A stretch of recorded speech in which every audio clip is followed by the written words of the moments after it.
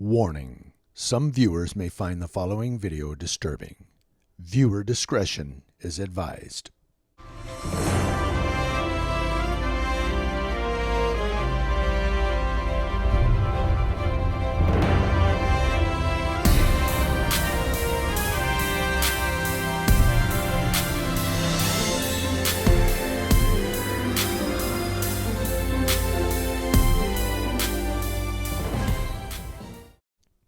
All right, gang, I do have a morning editorial for you. I almost said a Monday editorial.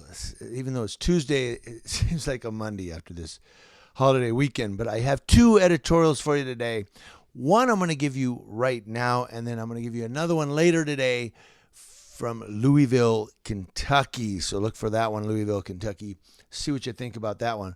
On this one here, we're either going to get people that agree with the mother and say, yeah, what the hell are the cops thinking?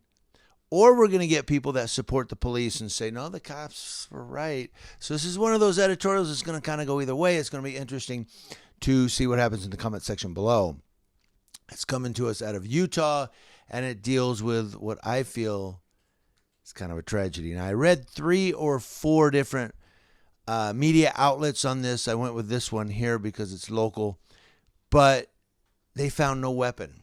And a couple of the media reports that I read, the news was saying they found no weapon. We'll see what the local news gets here. Thank you to KU TV for this story.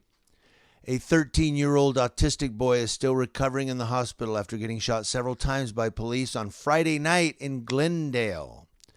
Linda Cameron had injuries to his shoulder, both ankles, intestines, and bladder, according to his mother, Golda Barton. As an officer-involved shooting investigation is underway with the Salt Lake City Police Department, the boy's mother told 2 News what happened. Golda Barton said she was the one who called the police and asked for a crisis intervention team. She said her son, who has Asperger's, was having a mental breakdown. She spoke briefly about how she was told how the CIT would respond. She said, quote, "This is how to deal with people with mental health issues. So you call them and they're supposed to come out and be able to de-escalate a situation using the most minimal force possible."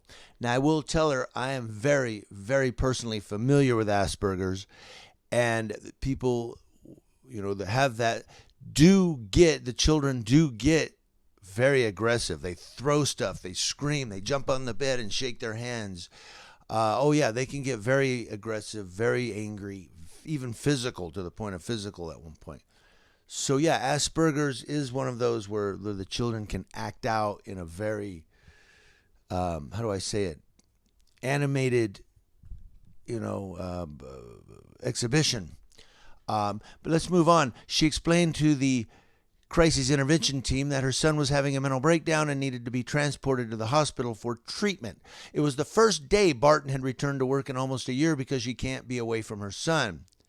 She said he has bad separation anxiety. On the phone with officers, Barton told officers the best way to approach her son. I said, he's unarmed. He doesn't have anything. He just gets mad and he starts yelling and screaming. That's Asperger's. He's a kid. He's trying to get attention. He doesn't know how to regulate. Most Asperger's children don't know how to regulate. She said she was to stay while the 2 officers went through the front door of the home in the area of 500 South Navajo Street in the Glendale neighborhood. She said in less than 5 minutes she heard "get down on the ground" and several gunshots were heard. She thought her son was dead, and the officers didn't immediately say if he was or was not dead. They handcuffed him, according to Barton. Additionally, she said she heard from someone that the officer could be seen grabbing his own head in disbelief for what happened. He said out loud, according to what the mother was told, "He's just a child. What are you doing?" That's what the other officer was alleged to have said. So you have 2 officers. They go get on the ground, bang, bang, bang, bang, and then a witness reports that one of the 2 officers goes, "What are you doing? He's just a child." Is he talking to the other officer? It's a good point. This account of what happened is all according to Barton. Salt Lake City Police Department said Police were called to the area for a report of a violent psych issue involving the juvenile having a mental episode and making threats to some folks with a weapon. Sergeant Horrocks did not say whether a weapon was located. He said he knew of no indication that there was a weapon found, but didn't know for sure. Now, there are other news outlets where they reported, we found no weapon, or there was no weapon found, is what they reported.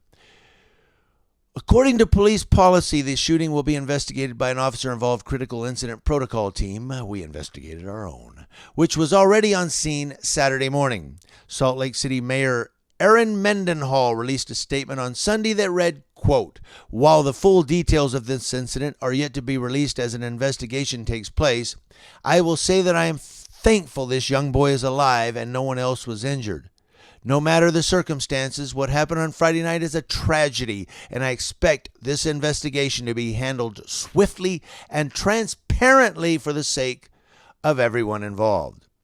In the interview that aired 10 p.m. on Sunday on 2 News, Barton is visibly heartbroken and says, "He's a small child. Why didn't you just tackle him? He's a baby. He has mental issues."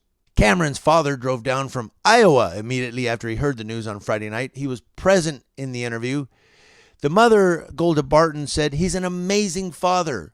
Besides the two of them, Barton said she has no family support in the area. The family only received 1 card, according to Barton. Golda Barton showed much appreciation for those who wrote on the card and called it a nice surprise. "We are used to being alone." Briefly, Golda Barton explained her family faces tragedy after tragedy. She called this incident the tip of the iceberg. She explained Nevada police shot her father in January of 2020. 2 News is yet to confirm this fact as of Sunday evening. Now, the thing is, I did read more than just KUTV. I read some other ones too, and they were saying there's no weapon found, so they went in, get on the ground, and then shots are fired. Even if the kid charged them, they didn't have tasers. They didn't have pepper spray. I mean, I thought every cop carries OC pepper spray, right? Most cops carry a taser. Every cop has a baton. They couldn't hold the baton out. He's a 13-year-old kid. Oh, yeah. It's a tough kid, man. Some 13-year-olds are tough, man. Oh, God bless these cops. That's what some people are going to say. I can't give these cops a pass. I'm sorry. I cannot give these cops a pass.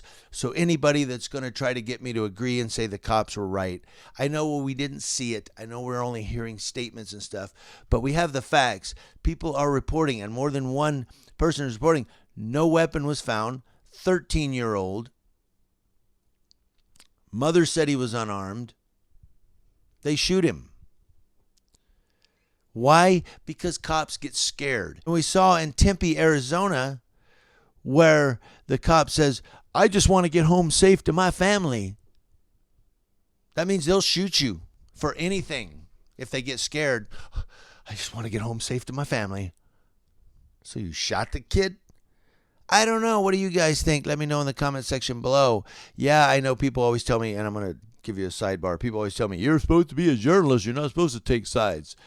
I am a journalist in the way of reporting things, yes, but I'm also wearing the hat of an activist for accountability and transparency, not just against PD, and I'll get back to that, but also for the PD. If cops are doing their job and they're acting ethically and within the confinements of the law, hey, I'll support the police and I'll say, no, they did a good job here. But when cops act in a way that I feel is unlawful or unethical or unprofessional, I'm going to call those cops out. And this one, I'm just looking at the facts. Like I said, I've read 4 or 5 different media outlets reports on this, and I can't give the cops a pass. I have to take a stand with Mom and say these cops should never have used the gun. They should have used pepper spray or baton or taser, something to that effect. There were 2 cops in the house. You had a 13-year-old with Asperger's. I get that they do. They start swinging sometimes on you. You're going to shoot a 13-year-old because he swung on you? I don't know. You guys let me know what you think in the comment section below. Community Leo Watch, watching Leos. That's law enforcement officers from coast to coast here on this Tuesday following the El Dorado fire.